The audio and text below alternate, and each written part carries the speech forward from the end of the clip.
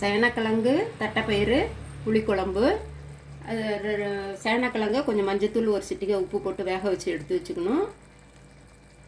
தட்டைப்பயிரையும் ஒரு சிட்டிகை உப்பு போட்டு அதையும் வேக வச்சு எடுத்து வச்சுக்கணும். அப்புறம் புளிக்குழம்புக்கு தாளிக்கிறாப்புல நல்லெண்ணெயை ஊற்றி கடுகு, உளுந்தம்பருப்பு, பெருங்காயம், கருவேப்பிலை, சின்ன வெங்காயம், பூண்டு இதெல்லாம் வதக்கிட்டு தக்காளியும் ஒன்று போட்டுடணும். போட்டு நல்லா வதக்குனதுக்கப்புறம் அது மிளகாய் பொடி, வடகம் இருந்ததுன்னா வடகமும் போட்டுக்கலாம், நல்லா வாசமாக இருக்கும்.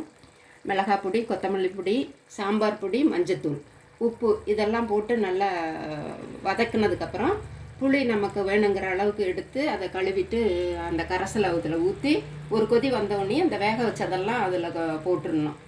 குழம்புல போட்டு திரும்பவும் நல்லா கொதிக்க வச்சு ஆஃப் பண்ணிட வேண்டியது தான். அதில் வெல்லமும் வெந்தய பொடியும் போட்டுடணும். ரொம்ப நல்லாயிருக்கும். தேங்காய் பிடிக்கிறவங்க தேங்காயும் கொஞ்சம் சோம்பும் வச்சு அரைச்சி கடைசியில் ஊற்றி ஒரு கொதி வந்தவுடனே இறக்கி வச்சுக்க வேண்டியது தான்.